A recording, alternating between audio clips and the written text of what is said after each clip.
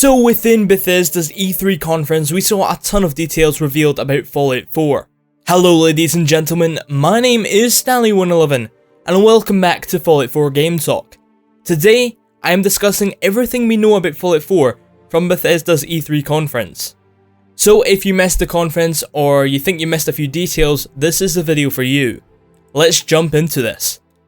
So, through the concept art segment, we are shown a ton of areas and settlements in which we'll be able to explore within the game. I can't pinpoint many, but if I do find more that I recognise, I'll be sure to mention it in another video. We then find out that the rumours are true about playing in a pre-war era, and it's actually where the game begins. We then jump into the start of the game and see the character creation screen, which is just in the mirror. It has a load of options and looks pretty easy to control, so I look forward to creating my character. We then get to see around the house and play in the pre-war area. We're then introduced to Vault Tech when they were actually signing up participants to their, let's say, experiments. As expected, the special skills are back. However, there is a reduced amount of points to allocate, which leads me to believe that you will be able to earn many more throughout your travels within the wasteland. We don't get to see it in the vault, but it has been confirmed that we are the only known survivor of the Vault 111, which leads me to numerous conclusions. Did these experiments wipe out the entire vault, and you were in a cryogenic sleep for 200 years, or is your personality and possibly your brain being implanted into an android? Both are plausible within Boston. The dialogue is no longer the same. You are now given certain paths to choose from, very much like that in Dragon Age and Mass Effect. A dog then appears and becomes your companion, confirming the return of companions. However, you can order the dog to pick up stuff and go to certain spots, so that could come in handy. The gun combat looks a lot more fluid and looks like it actually has been done right, unlike the previous Fallout games that feel a tad clunky. Following this introduction to the new combat system, we see the return of VATS, but this time it's more like bullet time with a target lock-on. The world still moves, but very, very slowly. A wide range of armors and weapons are also shown on a lot of people wandering about the wasteland. We are then shown the new Pip-Boy, and I've got to say, I kinda like it. However, there's one thing missing. Skills.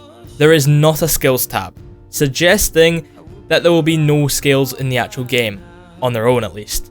The special skill points each have their own description, which do include some old skills. For instance, agility mentions sneaking, which kinda makes sense. If you want me to cover all that in another video, feel free to tell me so in the comments below.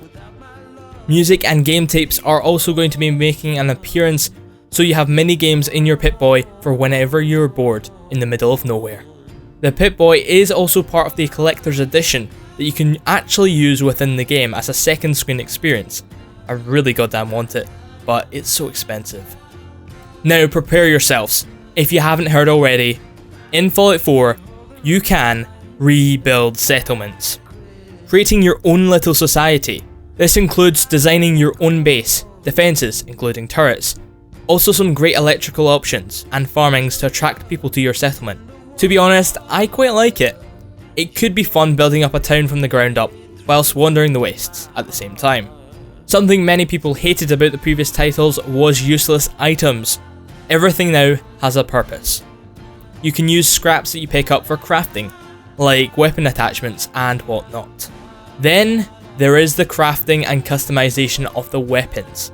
They have over 700 variables and options for the weapons, which is goddamn crazy in my mind. And remember that suit of power armor hanging in the garage?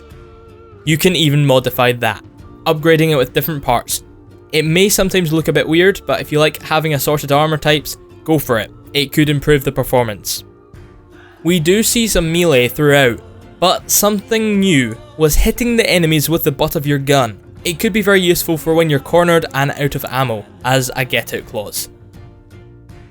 You actually see yourself getting into the power armor now when you select it, along with having a specific HUD giving a more immersive feel that mods previously had done so.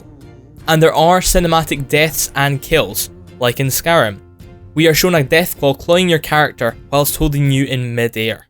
Another completely new feature, which feels less Fallout and more action movie-like, is that you can throw down a beacon and get a vertibird transport to give you a lift while you're on the side with a minigun shooting down at the enemies.